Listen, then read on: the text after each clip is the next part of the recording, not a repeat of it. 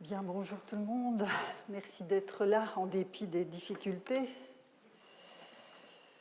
Alors c'est assez terrible, ces situations. Bon, en soi, c'est difficile pour tout le monde, et les grévistes et les non-grévistes. Mais alors quand je vois la salle un peu clairsemée, je ne sais à quoi attribuer cette situation, à la grève ou au découragement de mon auditoire. Enfin, vous êtes là, donc je ne vous ai pas découragé, vous avez affronté l'adversité, et donc nous allons immédiatement commencer.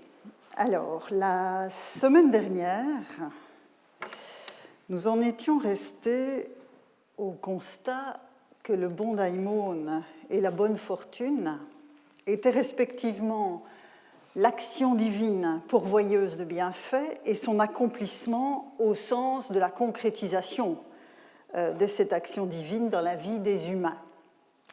L'image du couple formé par ces deux entités sur le relief athénien de l'acropole que nous avons analysé, mais aussi sans doute sur certaines inscriptions qui juxtaposent ces deux entités, exprime les deux temps d'un processus, de son activation à sa réalisation. Le cadre dionysiaque du symposium est un des arrière-plans d'une telle dynamique, mais il n'est pas le seul. Je vous renvoie à la première leçon où j'avais parlé de l'agathos daimon en contexte symposiaque. Le relief du Pirée, offert par Olympiodoros et sa famille à Zeus, Epithéleios, Philios, Aphilia et Agathée Tuké, a permis d'ouvrir la réflexion sur les relations entre Zeus et Agathos daimon, puisque dans la dédicace du relief que je vous remets sous les yeux, le dieu est devenu l'époux d'Agathée Tuké. Et c'est à explorer cette configuration autour de Zeus que nous allons nous attacher cette semaine et la suivante, puisque vous avez vu que j'ai repris le même titre pour ce cours-ci et le cours de la semaine prochaine. Avant de revenir à Athènes, pour reconstituer le contexte probable du relief que vous avez sous les yeux, je voudrais faire un détour par la Béotie. Béotie, donc voisine de l'Attique par le nord-ouest, où des dédicaces à l'agathos daimon contemporaines de ce que nous avons vu pour l'Attique sont pleines d'intérêt et d'enseignement. Ainsi, mon premier exemple, une dédicace mise au jour dans la cité de Thespie et datée assez largement des 4e, 3e siècles avant notre ère, rassemble, vous le voyez à l'écran, un homme et 3 femmes dans un même hommage à l'agathos daimon, Agestrotos, Timokrateia, Toileia, Empedonica, à agathos daimon. L'intérêt de cette inscription assez banale, j'en conviens aisément, est qu'elle est gravée sur la partie inférieure d'une stèle de calcaire, une stèle de calcaire brisée à droite qui porte un relief.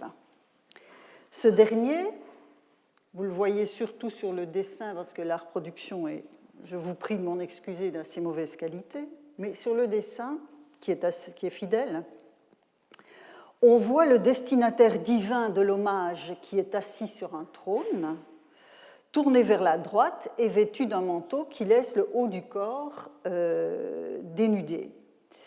Cette figure masculine porte dans la main gauche ce qui ressemble à une corne d'abondance, mais je vous l'accorde, c'est assez difficile à identifier, mais bon, les éditeurs du relief l'avaient interprété ainsi et je les suis. La main droite s'appuie sur un sceptre dont le sommet a disparu. Alors, sur le côté du trône a été représenté un oiseau dont le sculpteur semble avoir voulu faire un aigle. Venant de la droite, un groupe d'humains s'avance, mais le groupe est évidemment mutilé par la cassure de la stèle. Donc, première pièce béotienne que je veux vous soumettre, et plus précisément encore originaire de la cité de Thespie, et le relief peut être rapproché d'un autre petit relief en calcaire. Les pièces que je vous montre et que je vais vous montrer tout au long de ce cours sont très modestes. Un petit relief en calcaire trouvé attespie, nous dit la publication, donc c'est assez peu précis, et le relief, puisqu'il ne porte pas d'inscription, est assez difficilement datable. Mais vous voyez qu'on retrouve une figure masculine assise sur un trône avec une fiale dans la main droite et une corne d'abondance dans la main gauche. Par une dédicace, qui est aussi une borne de sanctuaire, on sait qu'au IIIe siècle, à Thespie,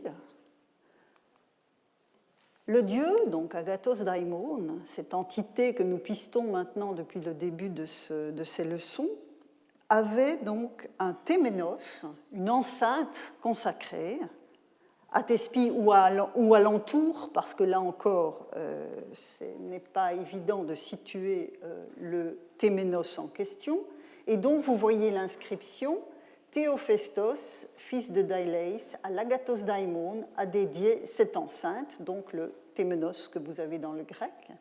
Et en dessous, on le voit très bien sur la reproduction photographique de cette borne, qui était donc enchâssée dans le sol.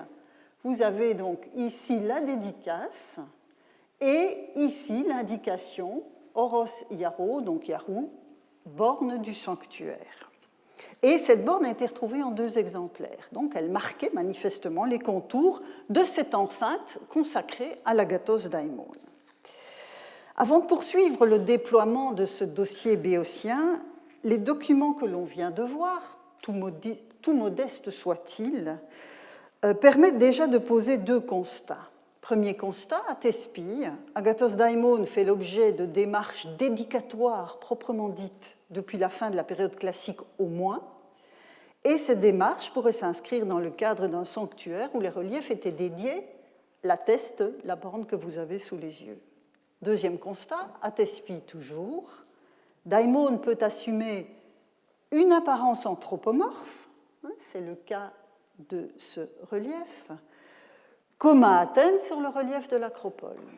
Les attributs spécifiques qui le caractérisent ont été puisés au registre des éléments qui sont généralement associés à la figure de Zeus, la figure masculine trônante avec le sceptre, la fiale ou la corne d'abondance qui est assez spécifique, et l'attribut identifiant Zeus qu'est l'oiseau, l'aigle en l'occurrence. Donc, voilà ce que je peux tirer déjà de cette première approche du dossier béotien. Toujours en Béotie, je vous ai dit qu'on allait y rester un bref moment avant de retourner à Athènes.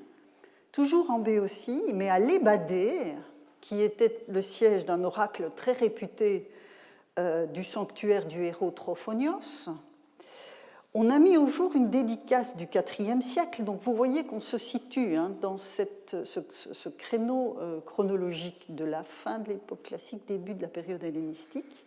Et cette dédicace a été offerte par un certain Sosias. La voici. Donc Sosias, Daimoni Milikio, cette fois. Donc Sosias, au Daimon, Milikios, donc Meilikios en koiné. Donc vous voyez que le daimon n'est pas ici qualifié d'agathos, de bon, mais de melikios, de doux, de bienveillant. Je vais revenir sur l'épiclèse. Vous le voyez à l'écran, la stèle de marbre porte à la partie supérieure un omphalos brisé, et sous l'inscription est représenté un serpent. D'autres objets du même type, toujours aussi modestes, ont été mis au jour à l'Ébadée et ont été publiés par Jean Jeanneret au début des années 40. Voilà les pièces en question, mais je vous soumets plutôt le dessin qui est plus explicite, afin de voir de quoi il retourne. Alors, ce sont donc, comme dans le cas de la dédicace de Sosias, de petites stèles avec omphalos pour certaines d'entre elles, dont l'éditeur faisait autant de phallus. L'interprétation phallique était très volontiers mise en avant dans la première moitié du XXe siècle, quand on se trouvait face à ce genre de pièces. En fait, deux d'entre ces pièces sont des petits piliers hermaïques, vous le voyez aux tenons qui sont représentés latéralement, et le dessus de ces piliers, mais celui-ci est brisé et celui-ci n'est pas en très bon état, était certainement surmonté d'une tête humaine. Et vous avez aussi donc, la représentation d'un sexe masculin avec les tenons et la tête humaine. C'est vraiment le prototype du pilier hermaïque. Donc, trois dédicants sont des hommes. Donc, vous voyez ici Hermaios, Matrophanès et Kaloklidas, tandis que Philo est une femme. Sur ce genre de support, je ne vais pas m'appesantir sur la signification que l'on peut donner au support lui-même, si ce n'est que je viens de vous dire qu'il faut éviter les interprétations phalliques, on en est revenu. Mais pour cela, si vous souhaitez approfondir cet aspect, je vous renvoie à un livre récent de Millet Geifman qui s'appelle donc Aniconism in Greek Antiquity et qui fait le point sur ces dossiers, enfin, pas sur le dossier béotien, c'est un dossier qu'elle n'a pas étudié, mais des dossiers du même type avec d'autres destinataires dans d'autres régions du monde grec, vous trouverez ce qu'il faut. Et je ne résiste pas au plaisir de renvoyer aussi à un article plus ancien, mais qui posait bien le problème des limites de l'anthropomorphisme, puisque vous voyez bien ici, nous ne sommes pas tout à fait dans une logique purement anthropomorphe.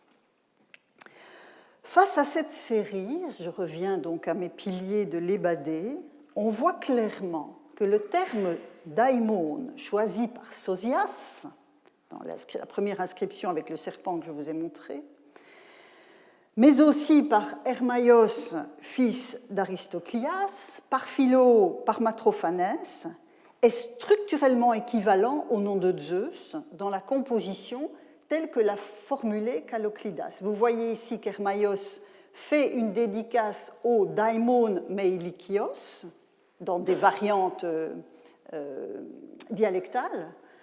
Philo s'adresse elle aussi au daimon meilikios. Matrophanès s'adresse lui au meilikios sans autre détermination. Et enfin, Kaloklidas s'adresse à Zeus meilikios. Et effectivement, donc il y a une variation, si vous voulez, sur cette appellation d'un Zeus meilikios qui peut aussi être sollicitée sous les espèces du daimon, pourrais-je dire.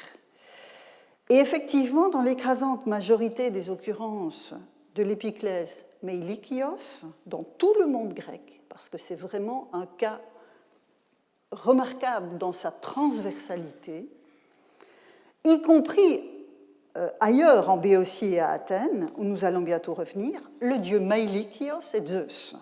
Et donc vous voyez évidemment pourquoi ce dossier m'intéresse autant. On a dans un même contexte géographique à la même époque l'agathos daimon, un daimon Meilikios et un Zeus Meilikios qui manifestement sont en interaction. Alors l'an dernier, nous avons vu passer ce Zeus Meilikios dans une inscription de Célinonte en Sicile, inscription qui évoquait notamment, et à ce moment-là c'est cela que j'ai mis en exergue, qui évoquait Zeus Euménès et les Euménides. Je vous avais montré ce fragment à cette occasion, et c'est le contraste entre Euménès, ou plutôt la continuité entre Euménès, Zeus Euménès et les Euménides qui m'avait surtout retenu alors, et cette réflexion s'inscrivait dans l'explicitation des mécanismes de déploiement des compétences de Zeus et la cristallisation, ceux d'entre vous qui m'ont entendu l'année dernière se souviennent que j'ai utilisé souvent ce terme, la cristallisation de telles compétences en des entités indépendantes. C'était cette relation entre le dieu épiclésé et puis ces entités qui s'autonomisent en quelque sorte. On l'avait vu avec Zeus Euménès et les Euménides, Zeus Homonoios et Homonoia, je l'ai rappelé d'ailleurs dans le résumé du cours de l'année dernière que je vous ai donné fin janvier. Donc c'est cela qui m'intéressait à ce moment-là, mais vous voyez que à l'écran que ce Zeus bienveillant, Euménès, s'accompagne dans l'inscription d'un Zeus doux, Meilikios. Alors, je ne vais pas entrer dans le dernier détail du profil du Meilikios, qui a déjà été abondamment étudié, et je ne vous donne ici qu'une toute petite partie de la bibliographie. Donc, vous voyez, je commence avec Arthur Cook, sur lequel j'aurai l'occasion de revenir, jusqu'au travail de Gérald Allonde en 2006. Donc, c'est un dossier qui est bien connu. Mais je préciserai, pour donner toute son envergure à mon propos, je dois évidemment entrer aussi un peu dans l'arrière-plan de cette épiclèse. Je préciserai donc que l'épiclèse exprime les dimensions contrastées d'un Dieu qui contribue à la prospérité des familles ou des communautés au sens plus large que la seule famille. De ce point de vue, le Meilikios est véritablement un epiteleios ton agaton, tel que nous l'avons défini la semaine dernière. Mais il n'est pas que doux, il y a une légère ambiguïté derrière cette épiclèse, dans la mesure où l'action du Dieu s'inscrit clairement, quand on l'appelle Meilikios, sur l'arrière-plan des dangers qui pèsent sur les communautés, en un temps où la compréhension des événements naturels passe par la représentation d'une action divine associée à une responsabilité humaine. L'explication des catastrophes passe par le renvoi à une responsabilité, à une action divine et une responsabilité humaine qui a enclenché cette action divine.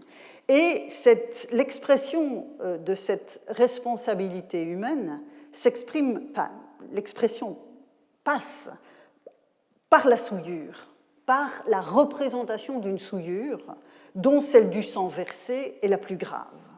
Ainsi, et je reviens maintenant à Athènes après ce bref détour par la Béotie et par Célinonte, mais vous verrez qu'on reviendra à Célinonte dans un moment. L'un des sanctuaires attiques de Zeus Meilikios, qui en comptait plusieurs autour d'Athènes et autour du centre urbain et en son centre même, l'un des sanctuaires attiques du dieu était associé à la tradition du meurtre du brigand Sinis par le héros Thésée sur la route qui avait amené Thésée de Trézène à Athènes. Donc, Thésée, en héros civilisateur, à l'instar d'Héraclès, avait en quelque sorte nettoyé la route allant de Trézène à Athènes de différents êtres peu accueillants, dont Sinis. Donc il les avait mis à mort, mais Sinis était aussi son parent. Et donc vous voyez que là, la souillure que génère n'importe quel meurtre, fut-il commandé par des impératifs de punition d'un brigand et d'actes répréhensibles, le meurtre est producteur de souillure, a fortiori si vous mettez un parent à mort. Et donc c'est une circonstance aggravante. Et grâce à Pausanias, une fois de plus, qui visite les alentours d'Athènes, nous sommes au livre 1, chapitre 37, il croise sur son chemin un sanctuaire de Déméter et de sa fille, et en même temps qu'elle, Athéna et Poséidon reçoivent un culte, nous dit-il, je lis avec vous. En cet endroit, Phytalos, dit-on, reçut Déméter en sa maison, en échange de quoi la déesse lui donna le plan de figuier, to phyton tes sukes. La preuve de ce récit, je la trouve dans l'épigramme inscrite sur la tombe de Phytalos, que je n'ai pas repris. Puis il poursuit son chemin. Quand on a franchi le Céphise, c'est-à-dire un des fleuves qui bordait, qui faisait en quelque sorte la frontière sud de l'Attique, il y a un antique autel de Zeus Meilikios. C'est là que Thésée reçut les rites de purification de la part des descendants de Phytalos, après avoir tué des brigands, et en particulier Sinis, son parent. Donc, le texte de Pausanias se place clairement sur cet arrière-plan. Donc, on voit que le meurtre de ce parent a généré une souillure dont Thésée doit se débarrasser avant d'entrer à Athènes. un savant allemand de la première moitié du XXe siècle parlait d'une zone de quarantaine. C'est un peu ça. C'est un peu ça. Vous ne pouvez pas amener avec vous la souillure que vous transportez après ce meurtre. Phytalos, le fondateur du génos, donc de la famille en question, dont le nom évoque la croissance des plantes. Je vous ai mis, quand on parle du plant de figuier, on a tophyton, et vous entendez dans le nom même de Phytalos la référence à la croissance des plantes. Donc il était censé avoir accueilli Déméter, et comme la déesse lui avait donné le plant de figuier, il était crédité par les Athéniens d'être l'introducteur de la culture de la figue parmi les hommes. Alors cette tradition narrative étiologique, nous sommes à nouveau, comme souvent, nous en avons lu beaucoup ensemble des textes de ce type-là, donc le texte qui explique l'origine de quelque chose. Cette tradition donc, narrative étiologique montre l'association entre le culte de Zeus Meilikios et une famille, ainsi qu'on le soupçonnait dans la formulation du nom de ces cultes à Sélinonte. Je reviens un bref moment. Vous voyez que, alors j'ai mis un point d'interrogation parce qu'effectivement la traduction est délicate, mais si je traduis donc à Zeus Ménès un animal et aux Euménides un animal adulte, et à Zeus Meilikios dans l'endroit, l'enceinte, le sanctuaire, la maison, on ne sait pas, on a juste le génitif en grec, de Myskos, on sacrifie un animal adulte, et ailleurs dans l'inscription, on a aussi le Meilikios dans l'endroit, la maison, le sanctuaire de Eutydamos. Donc vous voyez que le Zeus Meilikios est étroitement associé à une famille, comme manifestement dans le cas des Phytalides dans le sanctuaire du Céphise. Et je pourrais vous montrer d'autres exemples encore, ailleurs dans le monde grec, ce que je n'ai pas le temps de faire. La tradition rapportée par Pausanias exprime également le lien entre le culte de Meilikios et la physis, donc en tant que principe de croissance et de développement de la vie, donc qui se marque dans le nom même de la famille qui prend en charge la purification de Thésée. Donc vous voyez, autour du Meilikios se jouent des questions très positives d'épithéleiaton agaton, pour reprendre l'expression que nous avons déjà vue passer, mais aussi ce rapport à la menace latente qui pèse sur le bien-être des communautés. Dans les représentations des anciens, donc, la souillure du sang versé surtout est particulièrement épidémique et peut affecter durement et durablement la vie d'une cité. Et l'inscription de Sélinonte dont vous avez un tout petit morceau sous les yeux, tout un petit passage sous les yeux, est traversée par de telles préoccupations qui engagent la survie de la communauté civique par l'intermédiaire des familles qui la composent. Le texte sicilien est en fait la version normative, je vous ai souvent parlé de ces normes rituelles, ces textes prescriptifs en matière de rituels. Eh bien, le texte de Sélinonte est la version normative et donc rituellement prescriptive de ce qu'au même moment à Athènes, parce que les textes sont contemporains, Échille raconte poétiquement dans les Euménides la tragédie qui referme la trilogie de l'Orestie. Vous vous souvenez de l'enjeu, les Érinies qui n'ont pas encore été apaisées et transformées en Euménides, ces Euménides que nous avons ici sur l'inscription, menacent la cité et menacent Athéna elle-même, ce qui est une manière de menacer Athènes, bien sûr, de frapper ses récoltes, de stériliser la terre, de frapper les petits des animaux comme les petits des hommes, au nom du matricide commis par Oreste s'il n'est pas puni. Donc vous voyez à nouveau la question de la souillure, et en l'occurrence aggravée du fait que c'est un matricide. La mise au jour de l'inscription de Sélinonte atteste que les tragédies ne dessinent pas un monde imaginaire sans lien avec le réel, en dépit évidemment du caractère extrême des situations qu'elles mettent en scène dans leurs intrigues. La malédiction des Atrides ou des Labdacides étant évidemment le paroxysme de ce que l'inscription de Sélinonte montre en mode mineur. Je reste un moment chez Échille. En effet, les menaces des Érinies à la fin de l'Orestie ne concernent pas que la fécondité des humains et la fertilité des terres. Quant à Athéna, en tant que divinité tutélaire de la cité, menacée donc par les anciennes déesses qui sont furieuses de voir qu'Oreste a été acquitté, quand Athéna donc énumère les différents fléaux qu'elle ne veut pas voir s'abattre sur Athènes, elle évoque aussi, et je vous montre le passage, les aiguillons sanglants qui ravagent les jeunes poitrines, donc je lis la traduction de Mason, et 120 les enivrent de folle fureur. Ne va pas, dit-elle à l'Érinie à laquelle elle parle, comme on fait pour les coqs, attiser la colère au cœur de mes citoyens et mettre en eux cette soif du meurtre qui lance frère contre frère, en leur soufflant mutuelle audace. Vienne la guerre étrangère, toujours à la portée de ceux qu'anime un fervent désir de vraie gloire, mais fit des combats entre oiseaux de la volière, c'est-à-dire le cauchemar d'une cité. Ce n'est pas la guerre contre des ennemis extérieurs, c'est ce que les Grecs appellent la stasis, c'est-à-dire la guerre civile, le frère contre le frère. Et ce que Mason traduit par soif de meurtre qui lance frère contre frère, je vous ai mis en grâce dans le texte, c'est l'arès emphylios, c'est-à-dire l'arès familiale, la puissance du Dieu qui se nourrit du conflit et déchire les membres d'une communauté. Donc c'est vraiment le cauchemar de la stasis.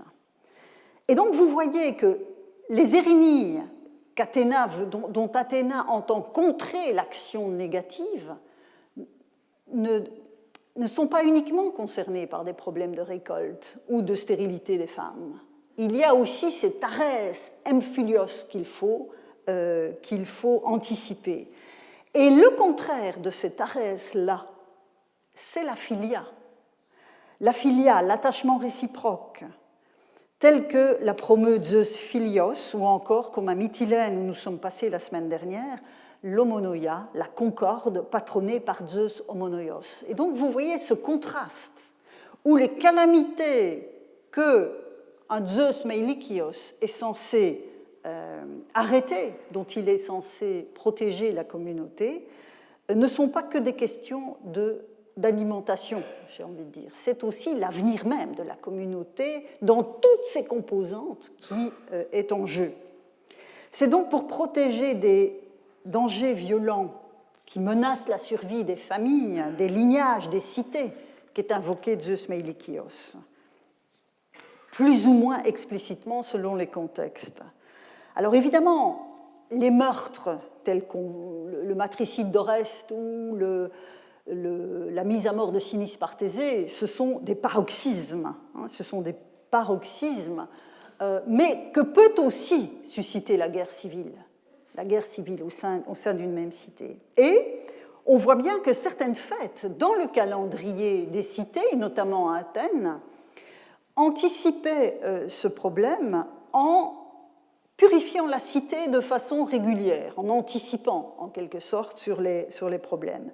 Ainsi, à Athènes, on sait par tout un dossier que la toison d'un animal sacrifié à Zeus meilikios et Zeus Ctésios, selon certaines sources, et je reviendrai sur Zeus Ctésios, était utilisée dans le cadre donc, de fêtes dont certaines composantes touchaient à la purification de la communauté. Donc vous voyez nettement ce lien inscrit dans le calendrier athénien entre Zeus meilikios et la purification de la cité. Donc ce n'est pas uniquement une question de tradition narrative concernant des meurtres ancestraux.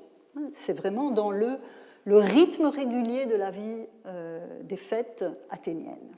Alors, sur cet arrière-plan, on perçoit que les dédicants à l'origine des monuments au dieu meilikios mettent l'accent sur les déséquilibres, les risques en tout cas de déséquilibres vitaux et sur la manière de les anticiper ou de les contrer.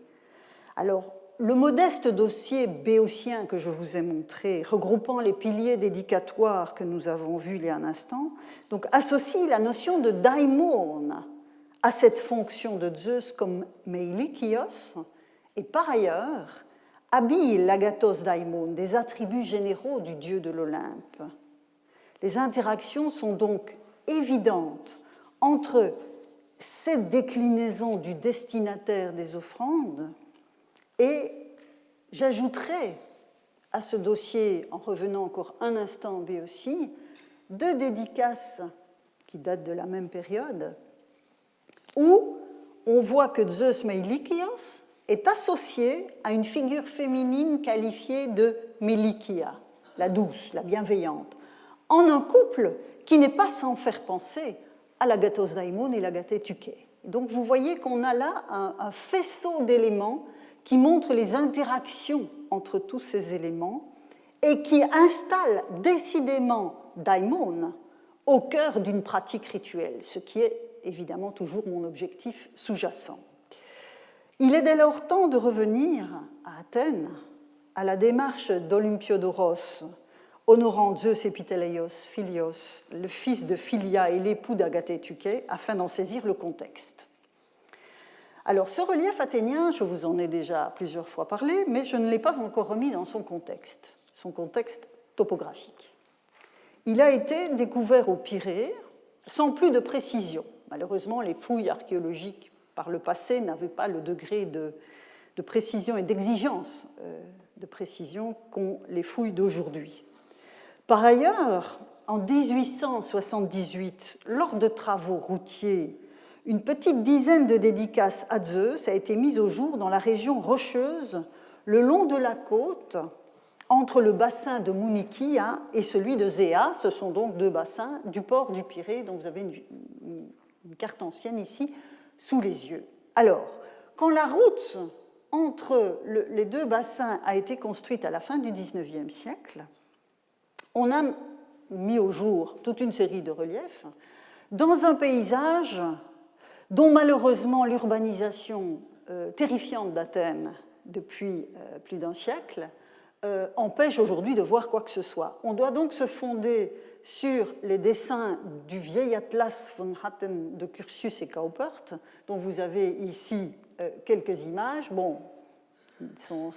qui valent ce qu'elles valent, mais on voit, et c'est ça surtout qui m'intéresse, qu'il s'agissait manifestement d'un sanctuaire à ciel ouvert, avec des niches creusées dans la roche, dans lesquelles il faut imaginer, parce que nous en sommes évidemment aujourd'hui réduits à l'imaginer, que les reliefs étaient encastrés. Il faut un peu d'imagination pour voir ce que cela donnait. Donc le dieu, Zeus, y avait manifestement un sanctuaire, avec donc ces niches et les reliefs offerts par les fidèles. Dans la lignée du relief donc, que l'on vient de revoir, celui du Zeus Epiteleios Philios, un autre relief, et là je vais vous montrer le dossier de ces pièces qu'il faut donc chaque fois imaginer encastrées dans cette roche brute, un autre relief s'adresse à Zeus Philios aussi, date de la même période, 4e, 3e siècle. Et c'est d'ailleurs la date de tous les reliefs que je vais vous montrer. Donc vous voyez ici la représentation d'un Zeus, puisque l'inscription atteste que le destinataire est bien Zeus Philios. Donc vous voyez Munione, une femme, peut-être avec sa fille, mais vous voyez que le dessin est très généreux en termes de précision. Mais ce qui m'intéresse surtout, c'est la représentation ici de Zeus, donc un Zeus barbu, du même type de celui que nous avons rencontré en Béotie, à Thespie, tenant manifestement un sceptre de la main gauche, sceptre qui était sans doute peint sur le relief, puisque, il faut bien l'imaginer, ces reliefs étaient peints. Un autre relief trouvé lui aussi au Pirée, vous l'avez ici à côté, je les ai mis l'un à côté de l'autre pour vous montrer la proximité de la figure du destinataire. Donc, c'est un même type de destinataire, mais cette fois-ci, c'est un groupe familial dans sa totalité qui l'approche. Vous avez ici une femme à genoux, ce qui est assez rare dans les reliefs dédicatoires grecs, qui touchent donc dans une attitude de supplication. Vous avez donc probablement ici une figure masculine, la famille, le serviteur qui tient l'animal sacrificiel et manifestement une servante qui tient le carton, c'est pas un carton bien sûr, mais la boîte contenant les impedimenta de l'opération rituelle qui va avoir lieu, enfin qui est en tout cas rappelé par ce relief. Alors ce relief malheureusement ne porte pas d'inscription. L'inscription était probablement rendue en peinture comme le sceptre du dieu, mais par le choix du trône et du sceptre plutôt que le banquet couché et la corne d'abondance, puisque vous avez chaque fois un philios, or l'inscription d'Olympiodoros, c'est epiteleios philios, par le choix donc du trône, du sceptre, plutôt que le banquet couché et la corne d'abondance, c'est évidemment le Zeus trônant de l'Olympe que la dédicante, mignonne, a choisi pour figurer le Zeus philios qu'elle honore. Alors, sur un autre relief fragmentaire de la même période, dont je n'ai qu'une représentation très médiocre, un certain Hermaios s'adresse lui aussi à Zeus Philios, dans la même attitude de prière, avec la main droite levée, et le Zeus était manifestement trônant avec sceptre également. Ainsi, ces reliefs adoptent l'épiclèse Philios que l'on trouve sur l'offrande d'Olympiodoros, de sa femme et de sa mère, tout en l'inscrivant dans le schéma iconographique du dieu trônant et non du banquet couché. On voit bien qu'ici, le destinataire partage cette épiclèse de Philios, mais le type iconographique choisi rend le relief d'Olympiodoros tout à fait particulier. Il a fait un choix iconographique du banquet couché qui, s'il est bien attesté, on va le voir dans un moment, s'il est bien attesté, non, on l'a vu la semaine dernière, pardon, comme on l'a vu la semaine dernière, c'est un motif qui est bien attesté pour les héros, mais dans le cas du Zeus epiteleios philios, c'est vraiment un choix qui a été fait par le dédicant, choix qui est original.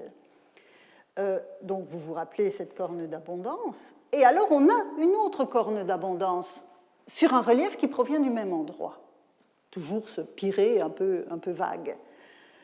Cette fois-ci, c'est une femme, Aristobolé, enfin, comme mignonne dans le cas de Zeus Philios, mais vous voyez que là où on a le Zeus trônant, avec cette fois une corne d'abondance sans l'ombre d'un doute, avec donc la famille, l'animal, la boîte avec le matériel nécessaire au pique-nique, vous avez donc cet Aristobolé qui fait une offrande. Alors, on ne voit pas surgir cette fois-ci Zeus Philios, mais bien Zeus Meilikios. C'est évidemment ce lien qui m'intéresse tout particulièrement. Donc le destinataire n'est plus Zeus Philios, mais Zeus Meilikios que l'on vient de rencontrer en Béotie. Ce relief, donc, vous le voyez, donc on a le cortège familial qui est assez classique, hein, on est dans le même type iconographique que celui-ci, sauf l'attitude de la femme, avec ce choix donc de la corne d'abondance.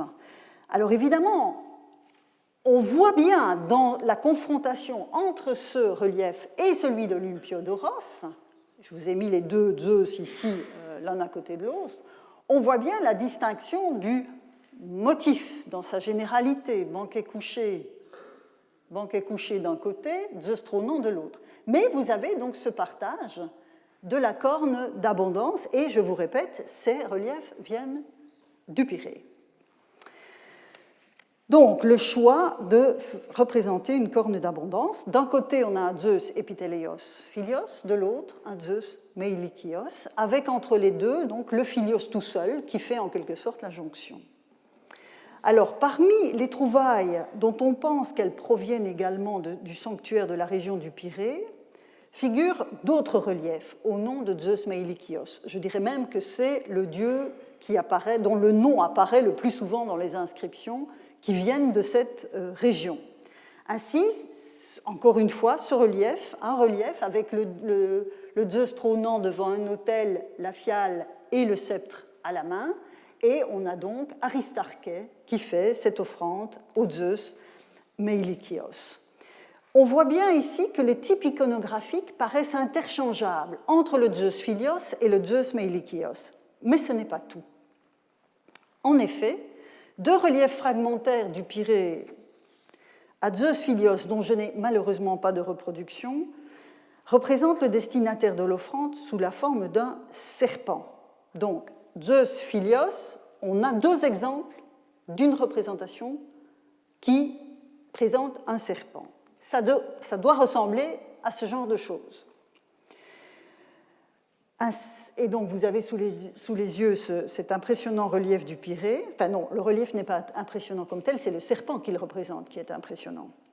Donc, cet impressionnant serpent aux anneaux entrelacés, avec une espèce de barbichette qui ne correspond à rien dans le contexte de l'herpétologie. Donc, c'est une création du sculpteur du relief, ce serpent à barbichette.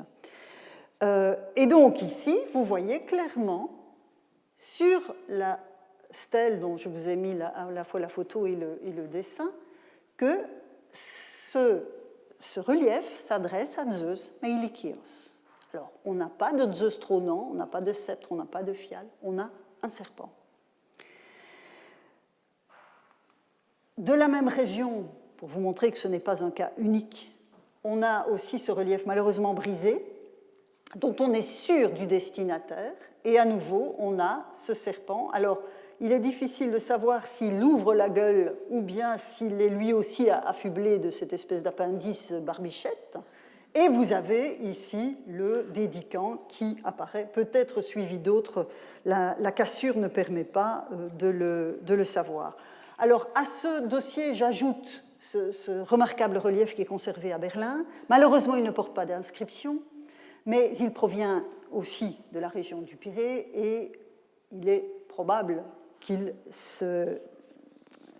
est attribuable aussi à Zeus Meilikios, même si vous voyez que Gérald Lalonde, qui a réuni le corpus de ces reliefs, indique ici un point d'interrogation précisément parce qu'on n'a pas l'inscription. Et il est vrai que parfois les inscriptions peuvent effacer les hypothèses que l'on ferait a priori si on n'en avait pas. Mais ici, vous voyez qu'on est dans un cadre qui est balisé par d'autres pièces. Alors, donc, à cela s'ajoute, et cela permet évidemment de penser raisonnablement que ceci est un relief pour Zeus Meilikios, s'ajoute cet autre relief très ressemblant de la même période, avec une dédicace qui ne souffre aucun doute. Donc c'est Aristoménès, qui est sans doute représenté ici avec sa famille, qui fait cette offrande au Zeus Meilikios, et on a à nouveau cet immense serpent enroulé avec l'appendice sous le menton. Oui, un détail quand même important, c'est que ce relief-ci semble avoir été mis au jour du côté de l'Ilissos. Donc il pourrait être associé à un autre sanctuaire de Zeus Meilikios, mais à partir du moment où le type iconographique se retrouve évidemment sur les différents reliefs, on voit bien que le type iconographique est associé au dieu et pas nécessairement au sanctuaire du Pirée uniquement. On voit là une possible mise en série.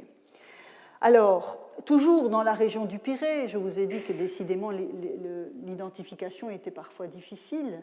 Toujours dans la région du Pirée, de la région du Pirée provient ce relief au serpent. À nouveau, vous voyez les mêmes caractéristiques que ce que nous venons de voir.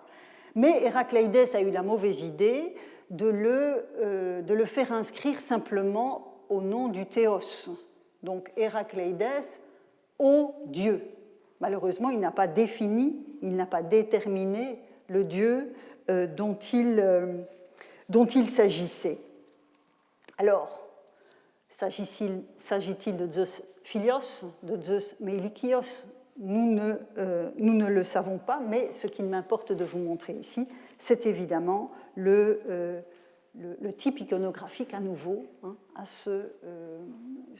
originaire de ce coin du Pirée. Alors, encore une pièce qui nous vient de Corfou. Alors vous me direz, mais pourquoi Corfou ?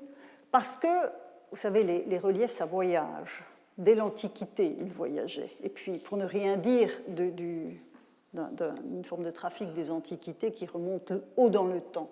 Et donc, pour des raisons stylistiques et onomastiques, donc le nom d'Egezo, la femme qui a procédé à la dédicace, il est à peu près certain que ce relief vient d'Athènes. Et vous voyez donc à nouveau une dédicace au Zeus Meilikios, mais cette fois, vous avez la combinaison des deux types iconographiques. Vous avez le Zeus trônant avec la fiale et le sceptre, et à côté du rocher sur lequel il est assis, vous avez ce serpent enroulé et une autre tête de serpent qui surgit de l'autre côté du siège.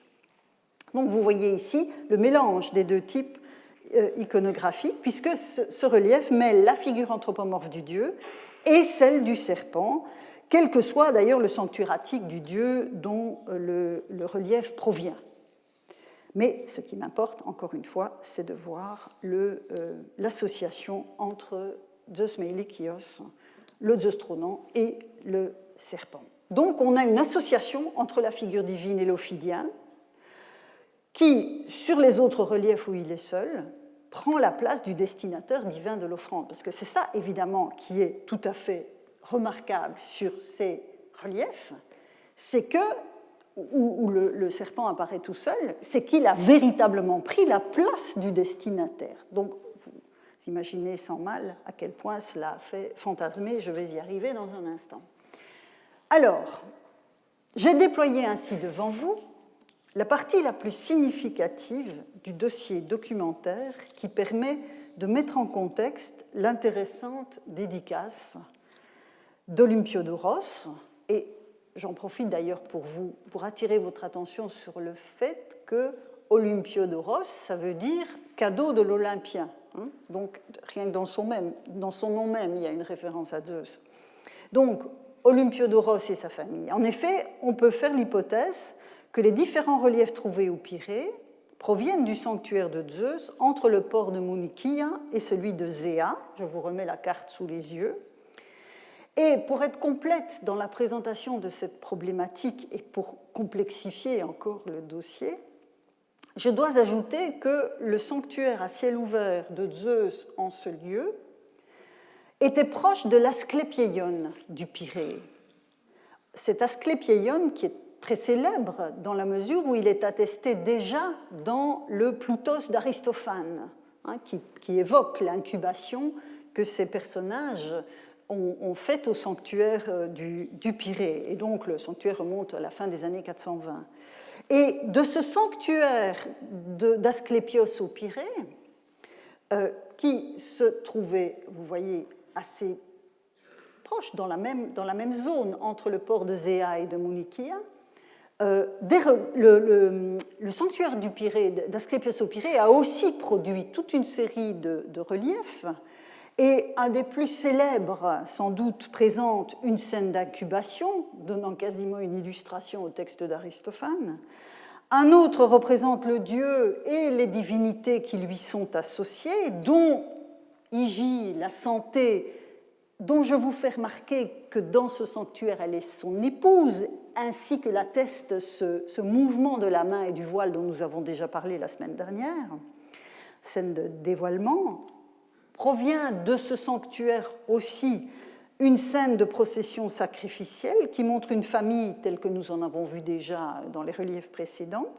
Et le déhanchement, là vous devez me faire confiance, le déhanchement du dieu, le fait qu'il est appuyé sur un bâton, atteste que nous avons affaire à Asclépios. Et vous voyez, évidemment c'est ça qui m'intéresse, derrière le dieu se trouve un serpent aussi grand que lui qui déroule ses anneaux.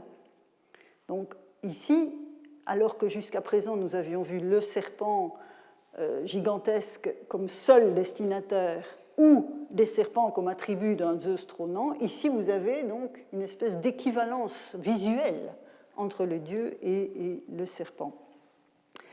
Et l'Asclépieion du centre-ville, au flanc sud de l'acropole qui a livré beaucoup plus de relief encore que celui du Pirée,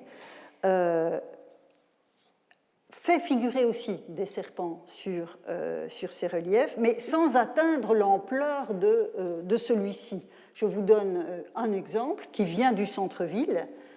aussi pour attirer votre attention sur le fait que là, dans ce contexte spécifique, iconographique spécifique, la présentation du dieu est extrêmement proche de celle d'un Zeus. On voit bien qu'il y a une porosité des types iconographiques en fonction des dieux, et c'est la figure d'Hygie, qui est bien connue, bien attestée sur d'autres reliefs de ce type, qui permet d'être sûr que nous avons affaire à un Asclépios. Et vous voyez à nouveau un serpent à côté du siège. Et dans le Ploutos d'Aristophane, on a cette scène remarquable où le dieu se promène, enfin dans le récit du rêve des incubants, le dieu se promène parmi les malades et ce sont deux serpents qui viennent les soigner. Donc on voit bien que cette iconographie est extrêmement associée aussi à la figure d'Asclépios. Alors, et voilà une comparaison pour vous montrer que, décidément, entre un Zeus Meilikios et un Asclépios, d'un point de vue iconographique, on est très proche. Alors, la mise au jour de tous ces documents remonte pour une large part à la fin du XIXe siècle, ce qui implique une certaine confusion, voire une confusion certaine, dans l'identification de l'origine de ces pièces, à tel point que le plan de Curtius, dans les années 1880, associait encore les niches des reliefs pour Zeus avec l'Asclépieion, considérant à titre d'hypothèse que les sanctuaires étaient étroitement reliés et il les situait ici. Voyez ?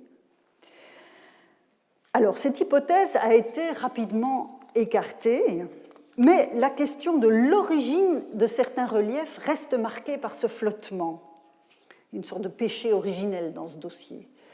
Ainsi, dans un ouvrage de 2002 sur la sculpture au musée archéologique d'Athènes, un des reliefs au serpent que nous venons de voir passer, celui dont le destinataire est simplement le dieu, est indiqué comme provenant de l'Asclépieion. Donc vous voyez ici, found in the Asclepieion Pyraios. Lalonde trouve cela peu convaincant. Je partage son scepticisme.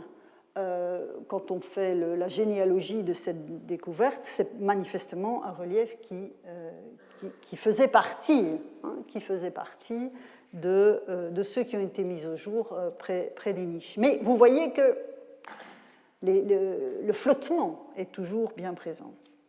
Alors, même si l'association entre Asclépios et les serpents bénéfiques de ces sanctuaires est étroite, et dans une certaine mesure le caducée des médecins aujourd'hui, certains insignes de pharmacie en gardent le souvenir, les stèles dédiées aux Meilikios avec l'image d'un serpent, que ce soit en Béotie ou en Attique, attestent que cette relation n'est pas exclusive.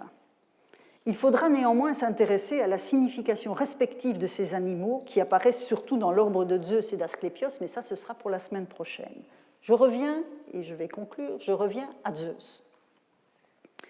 Inutile de vous dire que depuis sa mise au jour à la fin du XIXe siècle, cette série de reliefs du Pirée, associés aux Zeus Meilikios et Philios, a connu des interprétations variées. Les serpents ont toujours eu un pouvoir fantasmatique sur ceux qui les interprétaient. L'un des premiers à s'être penché sur ces pièces aux serpents fut Paul-François Foucard, en 1883. Donc vous voyez qu'on est tout juste après les travaux de la route entre les deux ports du Pirée qui ont mis au jour ces reliefs. Et donc dans un article paru dans le bulletin de correspondance hellénique, et Paul-François Foucard rassemblait les 9 pièces mises au jour donc, au cours de ses travaux. Et il les rapprochait de la dédicace à Aristarché au Zeus Meilikios, qui était à l'époque déjà dans une collection privée, mais dans cette collection privée, il était indiqué que cette pièce provenait du Pirée. Alors, Foucard, en 1883, résistait fortement à l'idée qu'un dieu grec pût être figuré sous la forme d'un serpent. Mais il devait bien reconnaître, et ce que j'ai souligné tout à l'heure, que l'animal prenait la place du Zeus Meilikios sur l'objet et n'était pas seulement un vague attribut. Et il en concluait, Foucard, que le dieu de ce sanctuaire n'était pas le Zeus grec, mais un Baal sémitique dont Meilikios retranscrirait la forme Milik, Melek ou Moloch, vous voyez bien dans quelle direction on va, Et l'affaire était ainsi résolue, une telle incongruité iconographique ne pouvait être le fait que d'une association composée d'étrangers ou d'esclaves.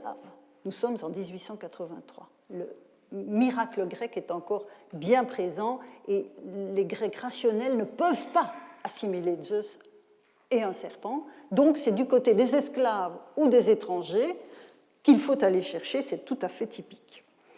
Quant aux savants chercheurs anglais de la dite école de Cambridge, ils repoussaient une telle figuration non pas aux marges de la Grèce comme le faisait Foucard, mais dans les brumes d'un passé primitif. Et je vous remets sous les yeux la photo de Jane Helen Harrison dont je vous ai parlé l'année dernière. Et Jane Helen Harrison, qui a des remarques très très intéressantes sur ces pièces, mais refusait de suivre l'interprétation de Foucard, donc elle refusait d'aller du côté de l'Orient étranger, et voyait l'origine de cette figuration dans le culte d'un héros ancestral ou d'un esprit auquel Zeus serait venu se substituer, tout en conservant certaines des traces du passé. Un collègue de Harrison, que j'évoquais tout à l'heure, Arthur Bernard Cook, allait bientôt publier son monumental ouvrage, ça prend cette place-là sur un rayonnage de bibliothèque, intitulé donc Zeus, A Study in Ancient Religion, vous voyez en trois volumes qui eux-mêmes sont divisés en différents tomes. Lui associait Zeus Meilikios à un défunt du passé comme Harrison, qui aurait continué à accorder ses bienfaits à la maisonnée où il aurait été enterré et auquel Zeus aurait finalement prêté son nom. Donc vous voyez chaque fois une volonté de projeter dans un passé non daté ce genre de choses. Quelques décennies plus tard, Martin Nielsen, dans son manuel de la religion grecque, associait Meilikios et Philios, que nous avons croisés aussi, mais aussi au Ctésios, dont je vous ai dit que j'allais y revenir. Ctésios, c'est le Zeus de l'acquisition, du patrimoine. C'est ça que signifie son épiclèse. Mais Nielsen les réunissait dans la catégorie englobant de dieux domestiques, conçu sous la forme d'un serpent lui aussi, puisqu'il disposait déjà de cette pièce dont vous voyez qu'elle vient de Thespie. Nous avons décidément un pont entre l'Attique et la Béotie de ce point de vue. Et vous voyez ici un pilier du même type de ceux que nous avons vus tout à l'heure, mais non plus avec un Meilikios, mais le Zeus Ctésios au génitif. Donc appartient à Zeus Ctésios, avec là aussi un serpent enroulé. Alors, pour Nielsen, ce serpent aurait été féminin à l'origine, puisque les origines doivent toujours être féminines, voire maternelles. Ça fait partie des fantasmes bien ancrés dans l'esprit humain. Et puis masculin, quand l'ordre de Zeus se serait imposé. Alors, vous aurez reconnu sans peine les différentes grilles de lecture inspirées par l'obsession des origines qui caractérise nombre d'études sur la religion grecque. J'ai déjà eu l'occasion de vous en parler l'année dernière à propos du daimon. Et donc, entre la fin du XIXe siècle et le milieu du XXe. L'origine, censée fournir l'explication derrière un motif, est soit exotique, c'est le cas de l'explication de Foucard, soit elle est primitive, et surgissent alors les dichotomies qui opposent les figures des esprits et autres démons pré-olympiens dissimulés derrière l'éclat des dieux de l'Olympe sublimés par Homère. C'est le grand partage entre le chtonien, terrestre, noir, humide, féminin, et l'olympien, céleste, lumineux, sec et masculin, que l'historiographie des dernières décennies a profondément remise en question et que nous continuons d'interroger. Alors, je ne m'appesantirai pas sur ce point qui est bien connu, mais je vous donne rendez-vous la semaine prochaine afin de partager avec vous l'interrogation sur le choix du serpent précisément, pour exprimer quelque chose de la puissance de Zeus Meilikios ou de Zeus Philios, avec évidemment toujours en ligne de mire cet Akatos Daimon que je piste depuis maintenant un certain temps, et je conclurai alors sur ce dossier bien précis. Merci pour votre attention.